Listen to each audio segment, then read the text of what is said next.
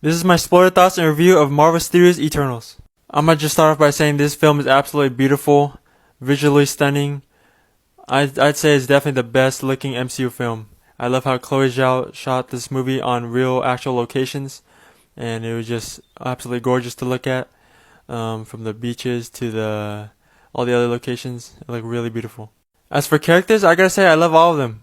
Some definitely had more depth and more development than others, but they're all pretty good.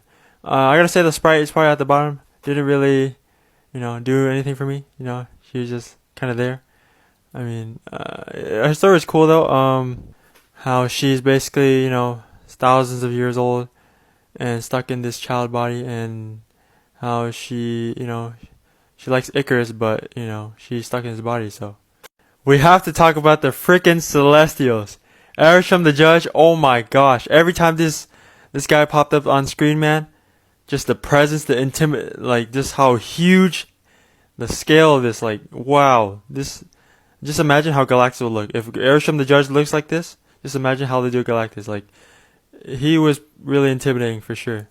Space God, super super dope. Even though he had limited screen time, I thought Kit Harington as Dane Whitman was pretty cool. Definitely want to see more of him and see him eventually become the Black Knight. He basically served as like the point of view from the audience perspective. He was the human. Just he asked the questions that that people really wanted to be answered. Like where were the Eternals, and why didn't it help when Thanos was there? And yeah, he was really cool. I know a lot of people are talking about this. Yes, I have to say, I ship these two. Druig and Makari were absolutely phenomenal together. Their relationship, just the way the way they interact with each other, and at the end when they met up again on the beach, it's just I found it more compelling than Icarus and Cersei's relationship. Honestly, their relationship was a lot better. Icarus and Cersei just it didn't feel, it wasn't compelling. I feel like the chemistry for Icarus and Cersei wasn't really there. Honestly, Cersei and Dane Whitman was probably better. Druig and Makari were definitely my top favorite characters, as well as Gilgamesh and Thena. I really love their friendship. I was really sad when Gilgamesh died. I loved how he always protected her, even though she was dealing with memory loss and dementia, and how he was still always there for her. Like that, he's a real one, bro. Gilgamesh is a real one. Let's talk about that plot twist of Icarus basically becoming the villain of this movie. I actually somehow saw it coming. I don't know why. Maybe it's just Richard Madden. Icarus, he looks sus. I don't know why. I had a feeling. I thought Makari's scenes were absolutely dope. Her action scenes were absolutely phenomenal. The way that she fought with her speed, and they captured in fast motion instead of slow motion, that they two typical speedster scenes. She was absolutely whooping Icarus's ass. That was so sick. Yeah, shout out Makari. I absolutely loved Thena's action scenes. I thought the way she manifested those weapons and her ballet like fighting style, it was really cool. Angelina Jolie did, you know, I'm simping.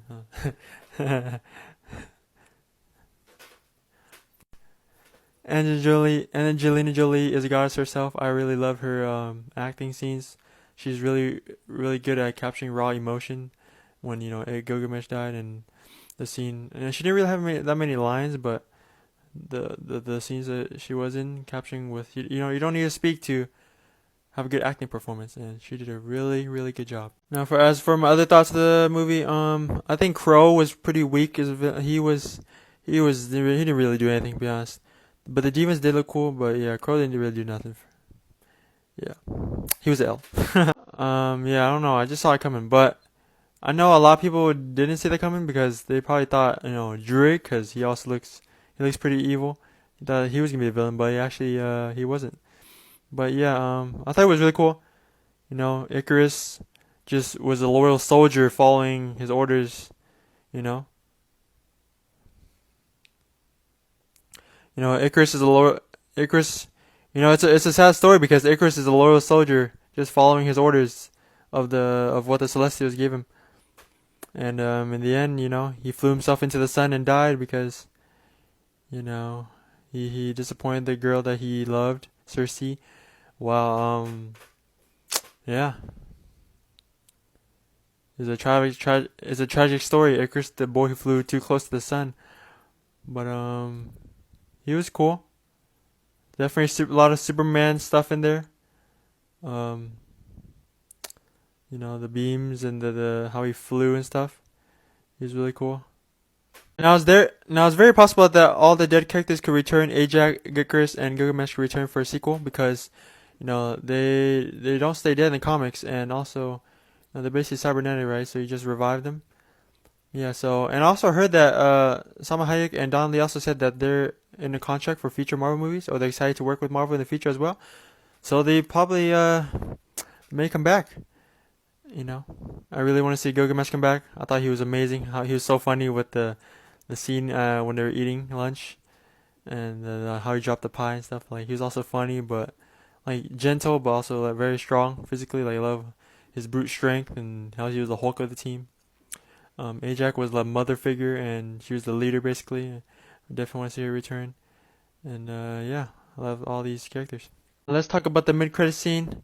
After Arishem absolutely comes out of the sky, that was insane, and grabs Cersei and Kingo, and also Fastos, and basically said he's gonna judge their actions for what they did. Um, that was really cool, and he just absolutely just teleports, just disappears in a black hole. Can't wait to see that. What happens in the sequel? But anyways, so the mid-credit scene, we got Athena, Makari, Druid. They're just chilling back in the spaceship, and then they send someone coming. So they send someone coming, and then it is Pip the Troll, played by Patton Oswalt, who also plays MODOK in that TV show, which is cool. And then he introduced someone else coming, and you see come out of the shadows. It's Harry Styles as Eros, aka Star Fox, and all the girls are screaming in the theater. I'm like whatever about it. Like, oh, it's cool, you know. Thanos' brother. We'll just see how he does as an actor. I haven't seen him. I heard he's in a movie with Florence Pugh, right, or something like that. But yeah, we'll see. I don't really have much to say. I don't dislike it or like it. I'm just like whatever. But as for the post-credit scene, all I need to say is Blade, freaking Blade, the Daywalker. Let's go. I'm hyped. I know you're hyped too. Overall, I really like this movie. Or maybe even loved actually. I give it a 8.5 out of 10, maybe even a 9. I feel like if I watch it one more time, I'm gonna really love it. It's the story and just the themes and the question it asks about like philosophy about like humanity and what it means to be a good person and morals and all that, and just it's really cool. It's very unique. Definitely the most unique. It doesn't even feel like an MCU movie. I'm not gonna lie. If it didn't have the Marvel Studios brand on it, I could see it as its own thing. Yeah, we loved it. Tell me what you guys think of it in the comment section below. Comment down below. I don't know why I did this as a vertical. I mean, I was gonna post on TikTok, but yeah. Let me know what you think of this movie. What's your rating for it? I personally really loved it. Would you go see it again if you already saw it? And that's about it.